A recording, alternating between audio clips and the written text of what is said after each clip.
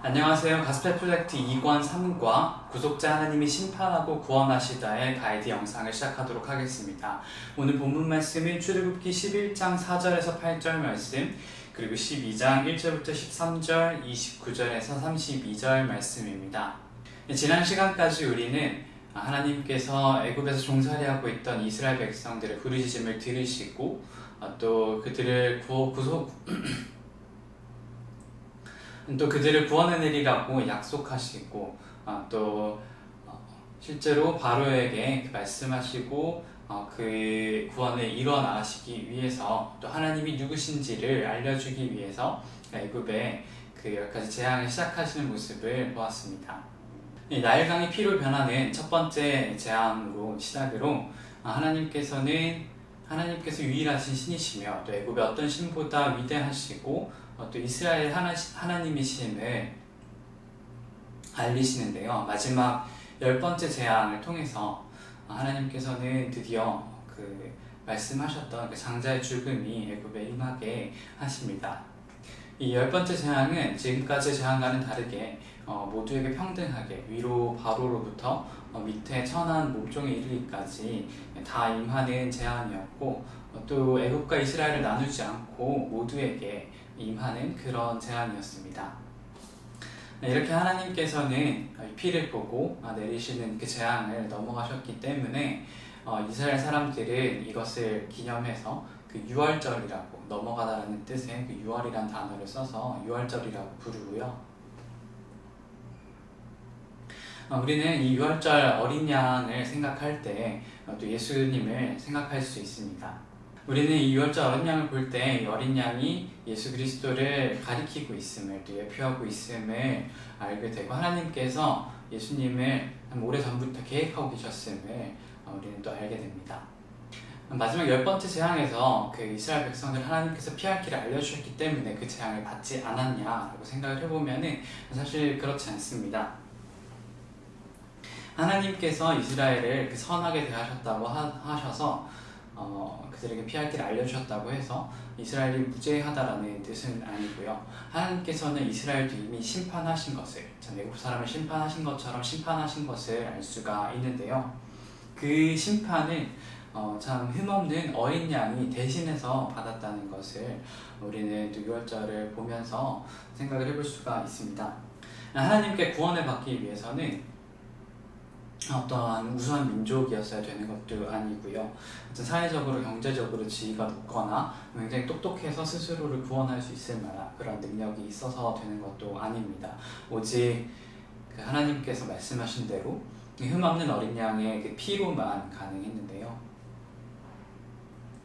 그 어린 양의 피가 발라져 있는 것을 하나님께서 보셨을 때에만 그 재앙에서 넘어가게 되고 이스라엘 백성들이 구원을 받는 것을 우리는 알 수가 있습니다.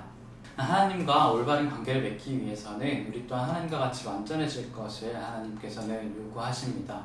그렇지만 이 흠없는 유월절 어린 양을 생각해 볼 때 참 그것을 죽여서 피를 바르고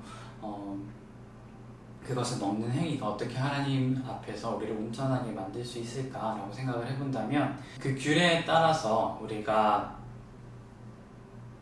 믿음으로 순종할 때 그 유월절 규례를 따라서 그대로 행동하고 그대로 먹을 것들을 먹고 하는 그 과정에서 참 하나님께서 이를 통해서 우리에게 참 우리 스스로는 얻을 수 없는 그 거룩함을 주시고, 또한 은혜로 구원을 베푸실 것이라고 하는 것들을 그 믿음으로 그 모든 규례에 정확하게 순종할 때 우리는 하나님께서 우리에게 재앙을 넘어가게 하시고 구원하시고 또 하나님과 함께 할 수 있는 자들로 삼으신다고 하는 사실을 또 믿을 수가 있습니다. 이스라엘 백성들에게 구속을 위한 그 대속 제물이 필요했던 것처럼 우리 또한 그 완전한 대속 제물이 필요한데요. 참 그 유월절 어린 양이 우리는 예수 그리스도를 정확하게 나타내고 있음을 생각해 볼 수가 있습니다. 우리가 어떤 선행을 하더라도 우리에게는 참 흠이 있는 그런 모습이 될 텐데요. 참 흠없는 어린 양이신 예수 그리스도께서 우리를 위해서 희생되심으로 말미암아서 우리는 지금 예수님의 피로 덮여서 하나님께서 우리 죄를 보지 않으시고 우리를 넘어가시고 그 재앙에서 넘어가시고 또 예수님이 그 의로움을 우리의 의로움으로 생각하시고 우리를 용서해 주신다라고 하는 그 사실을 우리가 또 믿음으로 믿고 순종하고 하는 그 앞에서 행동할 때 하나님께서는 참 그 죄로부터 죄에 노예되었던 우리들을 구원하시고 다시 하나님의 자녀로 받아주시는 것을 우리는 믿을 수가 있습니다. 결국 바로 또한 하나님께서 어떤 분이신지를 알게 되고 하나님에게 그 축복을 구한다라고 하는 말을 모세에게 하는 것을 볼 수가 있는데요.